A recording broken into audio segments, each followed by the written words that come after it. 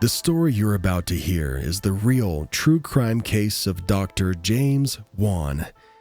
On January 18th in 2024 in Duluth City, Georgia, 54-year-old James Wan, a well-known physician in his area, was sentenced to a mere 7 years and 3 months in jail after pleading guilty to something heinous, gruesome, and unspeakable.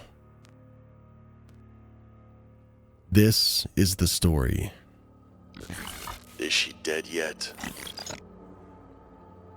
James Wan never thought that he could truly despise a person as much as he despised her. He really hated everything about her.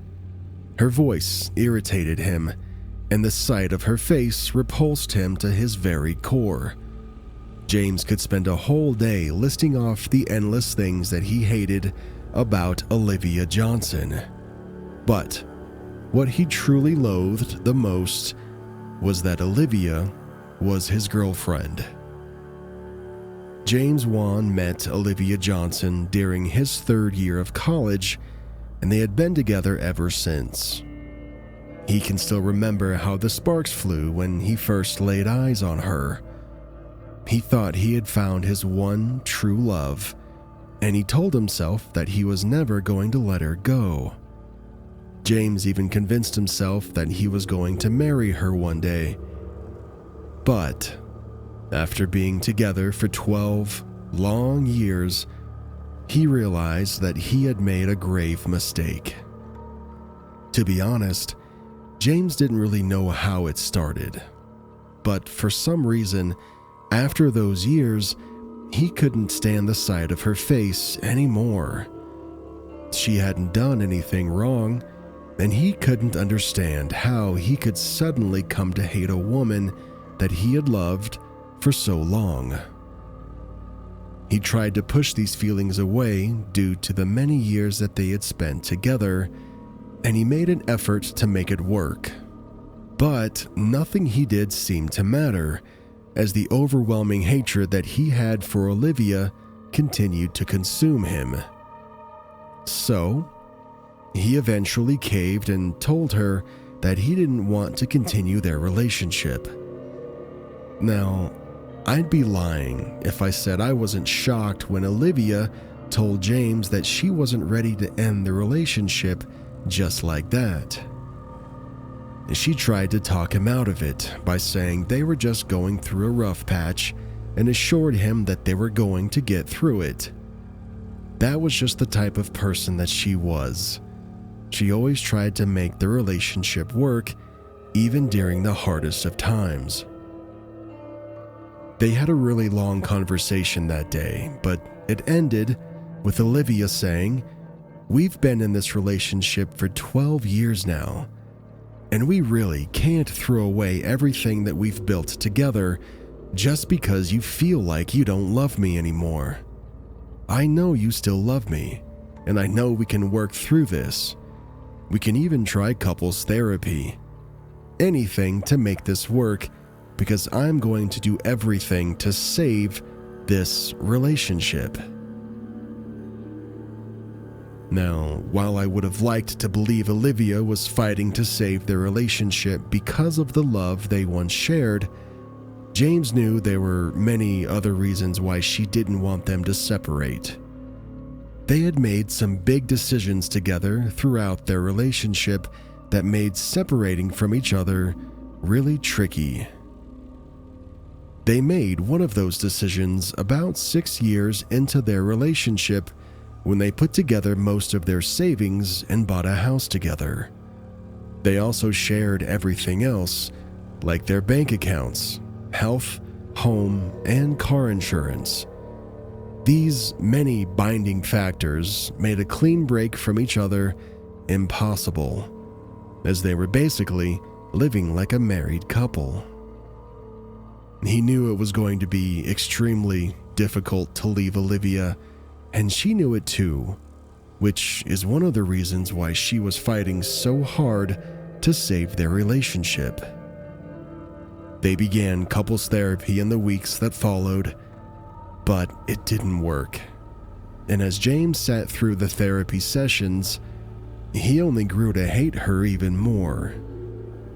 He tried to call off their relationship a few times after that, but Olivia always shut it down before reminding him, once again, that they had both invested most of their lives into this relationship and not to let it all go down the drain. Due to Olivia's stubborn efforts to save their relationship, he tried his best to put a smile on his face and work through their problems, knowing full well the difficulties that they would face if ever separated. However, no matter how much he tried to be happy with her, he just couldn't, and it eventually reached a boiling point to where he couldn't take it anymore. It happened on a Tuesday evening. He had just come back from work, and Olivia had made them dinner. While eating, she kept talking about going to more couple therapy sessions and spending more time together to rekindle their old flame. She continued nagging throughout the night about fixing their crumbling relationship, and in that moment, all he wanted to do was kill her. He thought about the many ways that he could end her life at that very dinner table, and the first thing that came to mind was ripping her head off with his bare hands.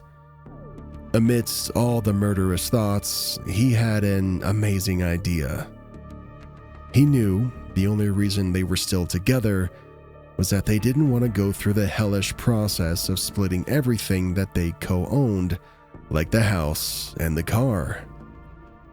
James also knew that if things came to that, Olivia would expect him to leave the house and the car out of respect for her, but he wasn't going to agree to that.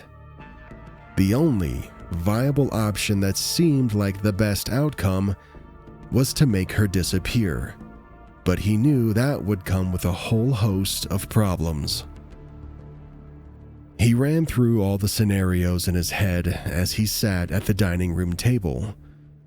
He knew that killing her himself and making her body disappear would be the riskiest option, as her family wouldn't stop asking about her whereabouts. Then, he thought about hiring someone off the streets to do the job, but he didn't have those kinds of contacts, and he wasn't willing to just go to those sketchy neighborhoods where those people stayed. James felt he needed a solution to all of these problems, and after thinking about it for a while, he knew the only solution was the dark web. The desperation. He used to be a dark web fanatic during his early 20s. I mean, he was obsessed with the place after he heard about it from a friend in college, and he often visited websites to buy drugs for parties.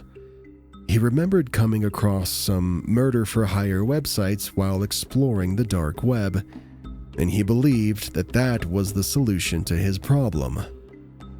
He could also recall the names of those websites, as he visited the infamous ones called Besa Mafia, Camorra Hitman, and the Sicilian Hitmen. That night, after sharing dinner together, James waited for Olivia before using the Tor browser to access these sites on the dark web. He read through most of their services, and he saw they offered murder, arson, beatings, and even acid attacks, all for a certain price. He knew the hitman for hire websites on the dark web had given him an answer to all of his problems, and I say that in air quotes, on a silver platter. But there was a part of him that still wasn't convinced that it could be that easy. He wasn't stupid, and he knew that there had to be a catch to all of this, so he decided to wait to talk to his longtime friend, Joe. James had known Joe since high school. He was an extreme dark web expert and fanatic. Joe was the one that got James into using the dark web in his early 20s, and he was sure that he knew everything there was to know about it. He hadn't talked to him in a long time, so he called him up and invited him out for lunch the very next day. After meeting up with Joe for lunch, he told him that he was using the dark web again and looking into hitman services. When he asked why he suddenly had an interest in these sites, he lied and told him that he was having a funny conversation with a coworker on the matter, and they'd gotten into an argument about whether these websites were hoaxes or if they were the real deal. So, he decided to call him since he was an expert on everything on the dark web. Joe never missed a chance to share his endless knowledge of the dark web, and he told James everything that he needed to know. He confirmed his suspicions about the infamous dark web hitman for hire websites that most people know about, saying those websites are either scams or monitored by the cops. Joe then told him that unlike the numerous hitman for hire websites on the dark web that you can simply visit, the real murder for hire sites can only be accessed by invite. Apparently, these sites are only known by a select few, and they are extremely difficult to find because the names of these particular hitman for hire sites are always changing. Getting an invite was also tricky. You'd have to be invited by an existing user or by the site's administrator. Luckily, Joe told James that he'd gotten an invite when talking to some of the site's users on an anonymous chat room, and he said that he could get James in. Before he left their lunch date, Joe warned James to be extremely careful when exploring the site and not to use it for anything apart from research purposes. That night, James received a message from Joe on the anonymous chat room with the invitation link, and it wasn't long before he gained access. Due to the secretive nature of the real murder for hire sites, I won't be able to reveal the actual name of the website, so I'm just going to refer to it as Death's Express. James looked around Death's Express website for a few minutes and saw numerous active jobs. Eventually, he was greeted by the site's administrator and asked to fill out an encrypted form with some details. They requested the name, location, car description, and license plate of the person that he wanted dead. He quickly filled out all of it with Olivia's details and was asked to provide a recent picture if possible. He uploaded a fairly recent picture of Olivia and waited for about 12 minutes after filling out the form before receiving an anonymous message from the administrator that read, "Dear user, the details you've provided have been confirmed, and one of our contract killers has agreed to do the job. His asking price is $16,000. Do you accept the offer?" The asking price was extremely steep, and he knew that he would have to dip into their savings to get that amount of money. But at that point, he was willing to do anything to get rid of Olivia. So he quickly replied to this message with, "I accept. How soon can it be done?" After accepting the offer, he was then asked to send proof of funds, which he did, and the hit on Olivia was now active. However, there were still a few things that he needed to do, as conducting business on the dark web is a bit tricky and not so straightforward. For those unfamiliar with how business on the dark web works, you have to pay the required funds, or half of the amount, as a down payment into something called an escrow account when a job is accepted. These accounts are typically managed by the site's administrator, who acts as an escrow agent, overseeing the funds until confirmation of the completed job, before finally releasing the cash. The sting. James was given the details of the account by the site's admin and instructed to convert the funds to Bitcoin before sending them to the account to avoid leaving any traces. To avoid raising suspicions and questions on his end, James decided to withdraw the funds in 2 parts and at different times. So, he withdrew $8,000 first from his savings and deleted the record of the transaction, knowing that Olivia sometimes checked the account. Once he converted the cash to Bitcoin, he sent the funds to the escrow account and waited for confirmation. But he didn't hear back from the site's admin, nor did he see the funds in the account. He reassured himself that these transactions might take some time. So, he waited patiently, but still heard nothing. Starting to suspect that something was wrong due to the prolonged delay, he decided to reach out to the admin on the anonymous chat room with a message that read, "I delivered half the funds to the escrow account that we agreed on, and I'm yet to receive any confirmation from your end." It took a few minutes, but the admin eventually responded, saying, "Dear user, we have not received any funds to the escrow account as agreed. Please send me the Bitcoin wallet address that you sent the funds to and the time you made the transaction." James did everything the admin asked. He sent over the Bitcoin address with a screenshot showing the time that he made the transaction. The admin responded in a few seconds, saying that there was an error in the Bitcoin address that he sent, as it wasn't in their system. James could start to feel anger filling every inch of his body, knowing that he had just lost $8,000. Due to the nature of the business, he knew there was nothing that he could do to get it back. That night, he thought about killing Olivia himself.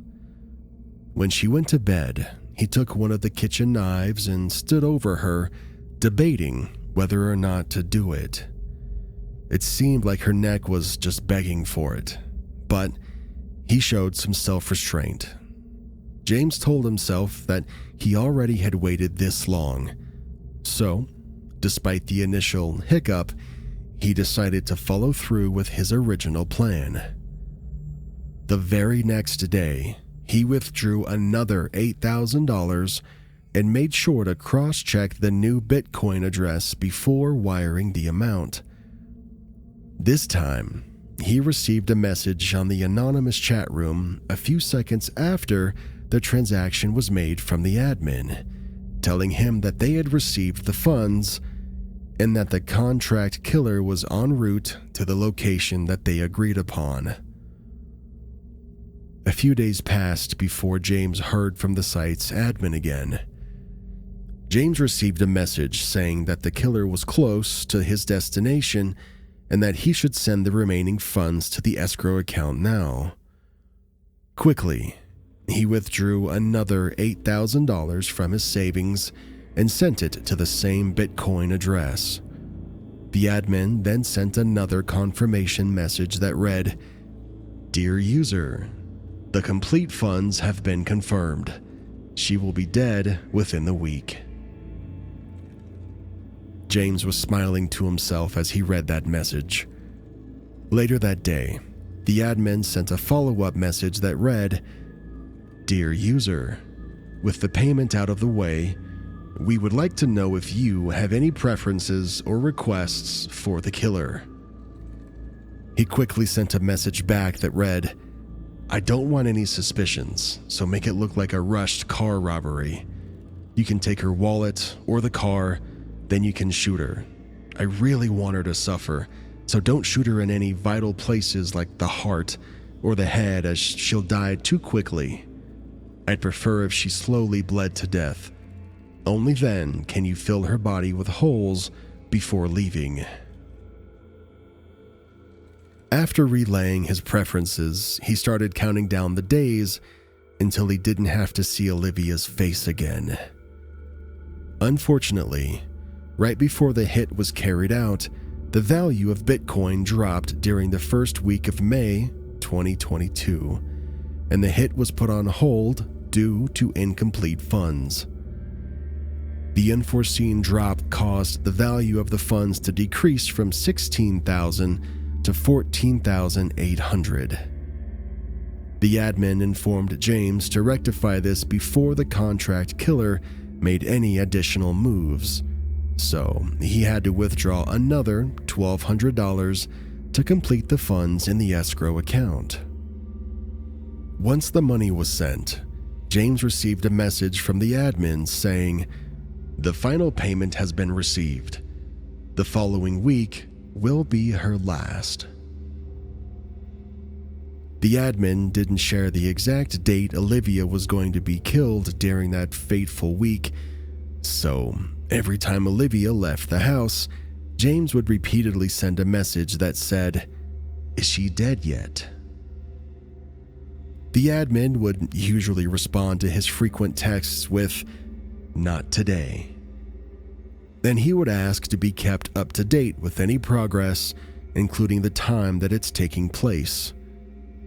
Eventually, he received a final message from the admin on a late Thursday night saying, "She will leave this world tomorrow." This message filled him with joy and excitement, as he was glad his plan was finally coming to fruition.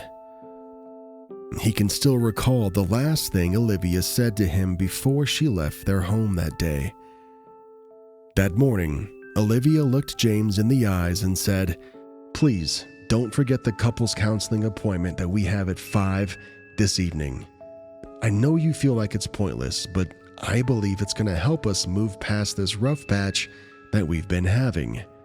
I'm always going to fight for this relationship because I love you, and I hope you always remember that." He tried to keep himself from wringing her neck while she spoke, as her words truly sickened him. He knew she was only saying those things because their counselor had advised them during the last session to remind themselves often how much they loved each other using words of affirmation. She had been doing it throughout the week, and he was just glad that he wouldn't have to deal with her and her couples counseling appointments anymore. James watched her walk through the door, and then he celebrated his first day as an eligible bachelor with a bottle of whiskey.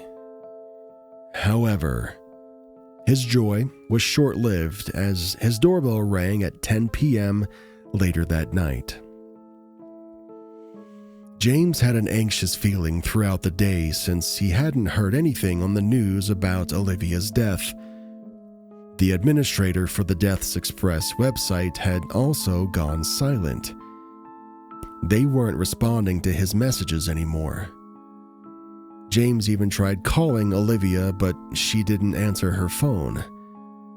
It felt like he had been left in the dark, and he had so many questions. But he knew all his questions would be answered when he saw who was ringing the doorbell. The realization. After opening the door, James was greeted by two men in suits. He asked who they were, and they informed him that they were FBI agents who wanted to ask him a few questions. His heart dropped to his stomach, and he didn't need anyone to tell him that it was all over. James was then escorted to the police station to be interrogated.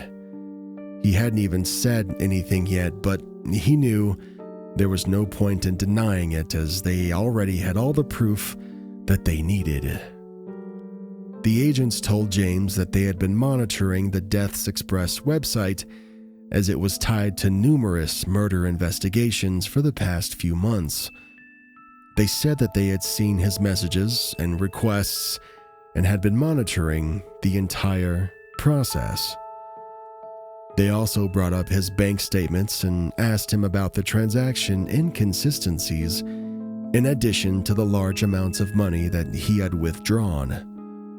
He knew there was no point in lying, so he confessed to everything. They never told James what happened to Olivia, but he knew that they had intercepted the hit before it happened, and they had taken her to a safe place. His court date was set for January 2024, and after a long wait, he was sentenced to 7 years in prison on January 18th, 2024. Despite the outcome of it all, James says he feels no remorse for what he did, and he only wished that he had done it himself rather than waiting for a contract killer that he had hired off the dark web. However, he did learn one thing through all of this. He now realizes that no one is truly invisible, and I hope this serves as a lesson to all those lurking on the darkest parts of the dark web. Assistant U.S. Attorney Brett R. Hobson, who prosecuted the case, presented records of Mr. Wan's messages to the site's administrator, asking for steady progress updates on the hit order that he had placed on his partner in April of 2022. These messages also revealed that Dr. James Wan had personally requested the hit on his girlfriend to make it appear rushed or accidental. Fortunately, the Federal Bureau of Investigation, already monitoring the site, learned about the hit and notified the victim, who chose not to be named in the case. Once notified, the FBI managed to prevent the murder while also offering her protection from any future attacks. The real name of the dark website used by Dr. Wan was redacted from the public records, as the site is still under numerous investigations. The authorities further stated that ever since the ghastly case of Yevgenia Shishkina, a high-ranking police investigator who was shot dead outside her home near Moscow in October of 2018, after her hit order had been placed on the dark web, there's been a disturbing number of hit orders requested on these morbid murder-for-hire websites located deep in the dark web. FBI Special Agent Carrie Farley, in charge of FBI Atlanta, released a statement on Dr. James Wan's case, saying, "Despite his cowardly concealment on the dark web, Wan's cold-hearted murderous plot was averted due to the exceptional work of our team. He will now face the full consequences of the criminal justice system.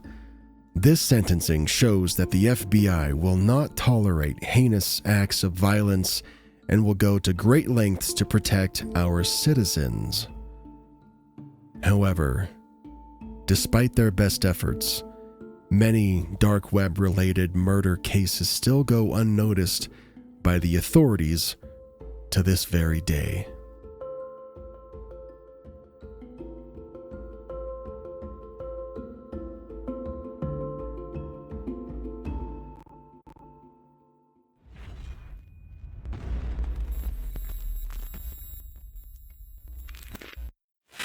Anything to save my son. He was 17 years old when he found out that the human body costs around $46 million. The heart is valued at about $1 million, the kidney at $260,000, and the liver at $557,000.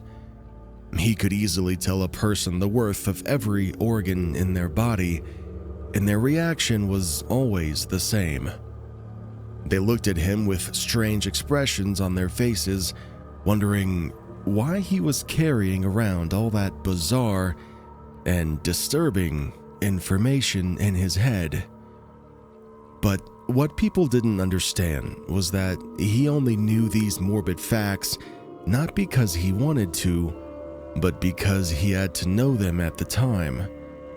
To fully understand why he learned the market price of every human organ, you need to hear the ghastly tale that is the story of Dr. Wang Jinli and his son, which we'll call Ming for legal and anonymity reasons.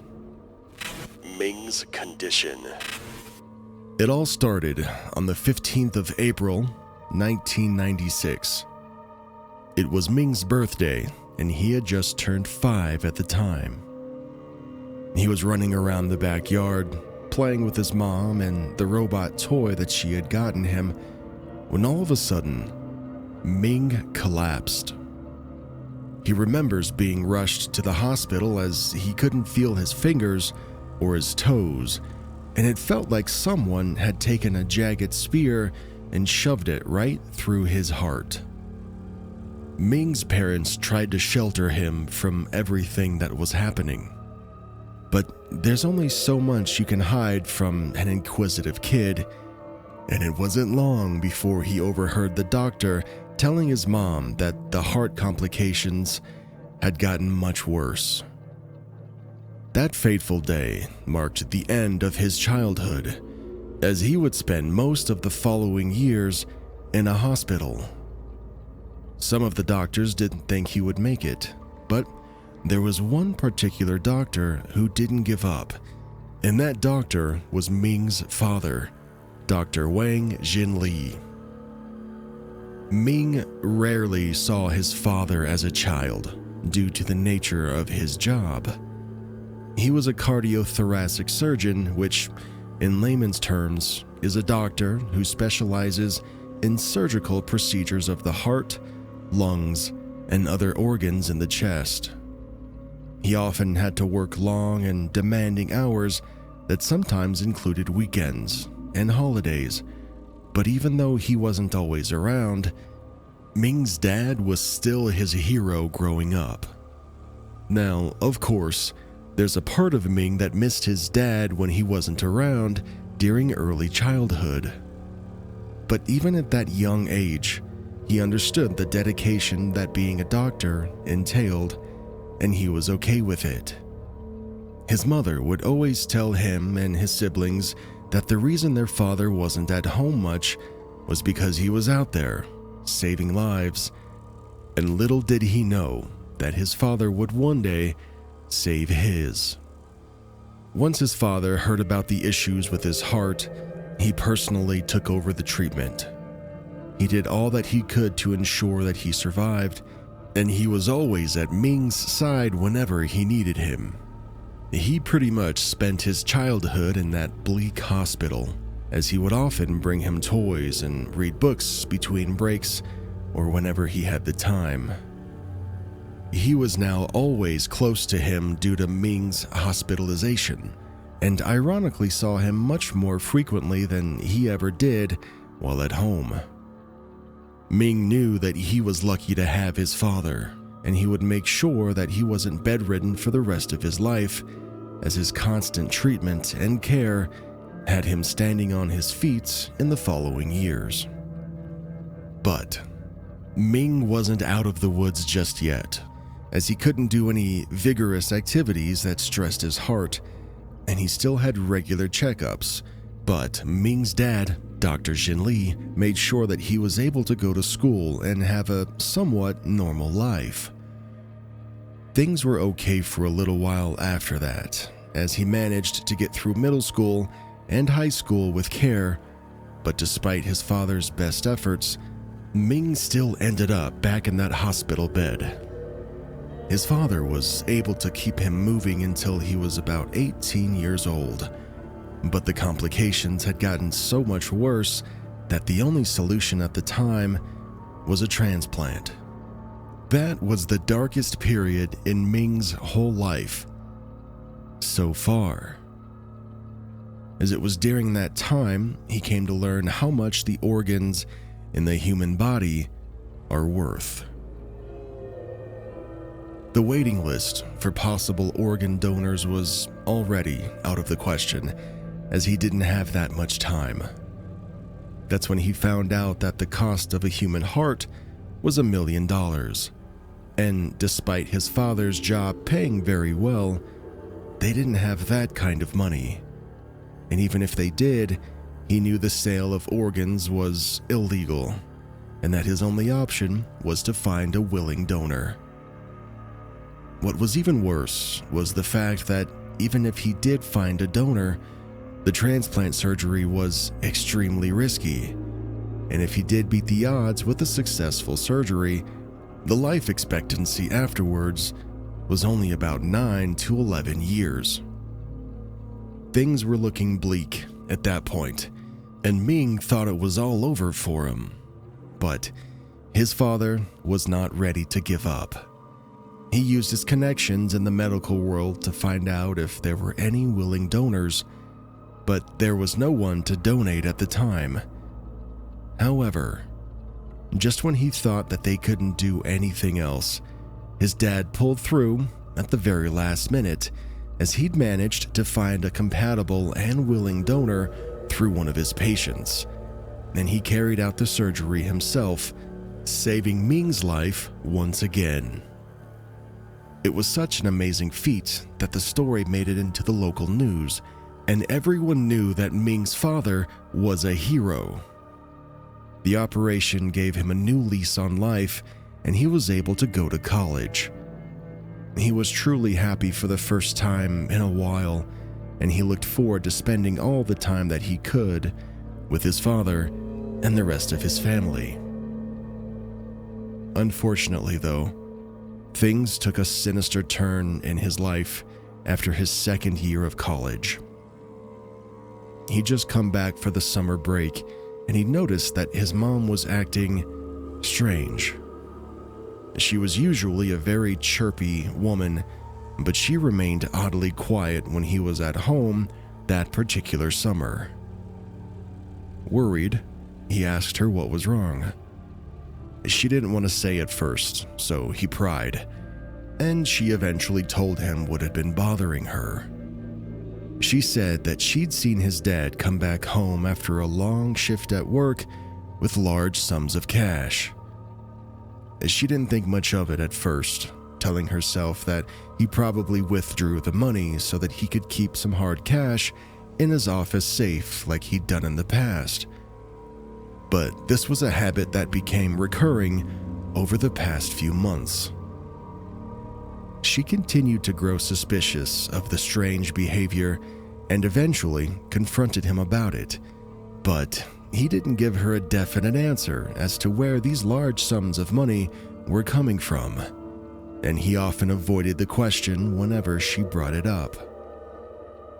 He tried to calm his mother down by telling her that there must be a feasible explanation for all of this. They both knew his dad was a respectable and honest doctor who wouldn't get into shady dealings, and he assured his mom that he would ask his dad about it when he got home. Well, his dad didn't arrive home until about 3 a.m. the next morning. He stayed up waiting so that he could get to the bottom of whatever was going on and give his mother a proper explanation that would finally ease her mind. Ming microwaved some leftovers for dinner as he knew he would be hungry. And as they sat down to eat, he asked his dad what was going on with the large sums of money that his mother had seen him bringing home.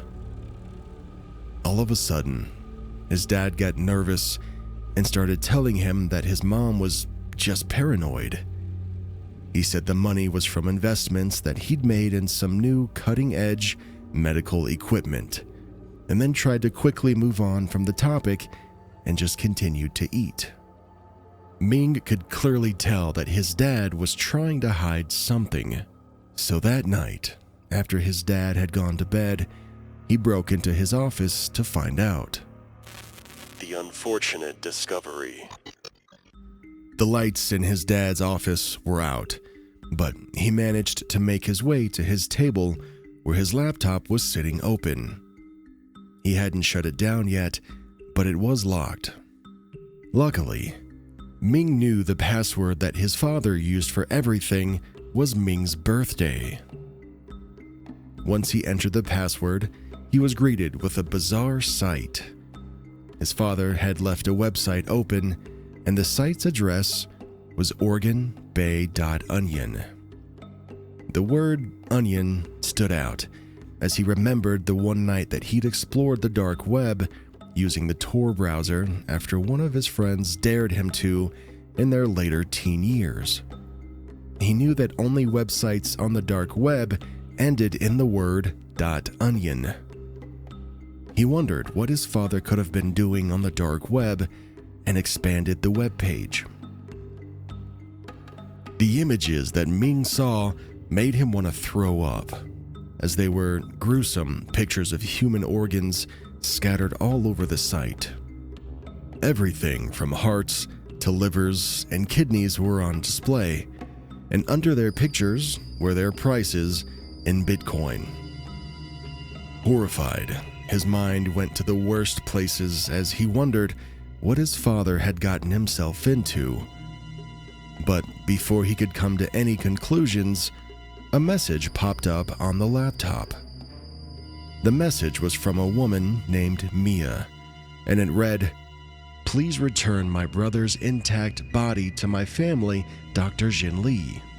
I don't remember my brother signing the organ donor card you claimed he had signed, as he never informed me or any member of my family that he wanted to donate." Ming didn't need to see any more, as he already understood what was going on. As he kept going through his dad's texts, he saw numerous disturbing messages that he had been sending to his patients' families. One particular text thread showed a man named Howard accusing his father of mutilating his daughter's corpse, and his father replied with a response that read, "You are a very selfish bastard, Mr. Howard. Your daughter willingly signed that organ donor card out of the kindness of her heart while she laid on her deathbed, and you accuse me of mutilating her corpse. I don't know why you'd want to go against your daughter's wishes just because you want her organs to waste and rot away in the ground." Ming had no words in that moment, as he began to question if he ever really knew the man that he called his father. Tears began to well up in his eyes when he suddenly heard footsteps coming towards the office. He tried to get out before his father caught him in there, but he tipped over a medium-sized cooler while he was dashing out of the room. Ming watched in horror as a couple of kidneys and a heart rolled out of the cooler onto the floor. That was his boiling point, and he had thrown up the leftovers that he had just eaten. His father had entered the office, and he saw the guilt in his dad's eyes as he tried to explain, but he didn't let him as he ran out of the room before he could say a word. The aftermath. It was the hardest thing that Ming had ever had to do, but he knew that he wouldn't be able to look at himself again if he didn't, so Ming called the police on his father. The horrific revelations baffled everyone, and no one could believe that the kind Dr. Jin Lee would be capable of such atrocities. During the investigations, it was revealed that his father was part of an organ trafficking ring that operated on the dark web. He served as one of the many suppliers in the organization, as he confessed to manipulating and forcefully coercing dying patients into signing the organ donor card and giving up their organs. Dr. Jin Lee's crimes didn't stop there, as he often forged the signatures of patients who didn't agree, and he even went as far as mutilating and stealing organs from fresh corpses in the morgue to meet the client's demands. Knowing that organ preservation and cold storage only lasted about 4 to 8 hours for the heart and 24 to 36 hours for the kidney, he would tell his partners to place open bids on the disreputable Organ Bay website on the dark web after the organs had been stolen, and they would sell out quickly once the buyer sent the funds through Bitcoin. His partners would then give him his cut from the jobs by leaving his money in a duffel bag at an agreed location, which he would then bring home and store in his safe. Once the investigation was over, Ming's father was sentenced to 13 years in prison, and he can never forget the look on his face as they took him away. The aftermath of the morbid case almost tore the family apart, but his mother managed to keep all of them together as she helped them get through it as a family. Ming still has recurring nightmares of that day, as he can't seem to forget the horrors that he'd witnessed. Ming's undergone countless therapy sessions to help him move on from it. But with every passing day, he constantly feels guilty, as he often thinks about the name of the person whose heart his father stole. And he's reminded of this every second of the day because it's the same heart that's always beating in his own chest. The story you just heard was based on the true crime case of Dr. Wang Jinli. On the 15th of August 2019, the renowned Dr. Wang was arrested for stealing and selling human organs from his dying patients at Drum Tower Hospital, located in Nanjing, China. Dr. Wang, who held a PhD and was a supervising doctor, was arrested along with 5 other doctors who had collaborated with him. It was later revealed by the authorities that all 6 doctors were part of an organ trafficking ring with numerous operations ranging from the black market to the dark web. Dr. Wang and his cohorts were responsible for harvesting organs from their dying patients, particularly victims of cerebral hemorrhages and traffic accidents. The group often carried out these morbid organ removal operations during the hospital's early hours after they had manipulated the victims' families into signing doctored organ donation agreements. They started carrying out their operations in 2017 and harvested an alarming number of kidneys and livers, all sold on an online organ trade black market located on the dark web. Their atrocities came to light when the son of a victim, a man named Shi, informed the authorities that his mother's kidney and liver had been donated after she had passed away without his consent. It wasn't long before the authorities discovered the fake organ donor cards that the 6 doctors had manipulated the victims and their families into signing, in addition to stealing the organs from the victims who hadn't signed the falsified organ donation agreements. They all pleaded guilty during the trial, and on the 26th of November, 2020, Dr. Wang Jinli and his accomplices were all sentenced to 10 to 28 months in prison. After the case, the authorities did some digging and found out there was a troubling statistic that showed an average of 300,000 Chinese patients need an organ transplant every year, but in the end, only 16,000 operations, which is about 5% of the demand, are likely to be carried out. These statistics are also similar in many countries around the world, and due to the high demand, numerous illegal organ trade websites have popped up on the dark web. Even though the price of these organs is sold for 3 times the original amount, many individuals are still regularly using these organ trade websites on the web. The authorities are trying their best to take down many of these trafficking sites, but despite their best efforts, a disturbing amount of organs are still being stolen from unsuspecting victims, and a majority of these organs are currently being put on the dark web for sale.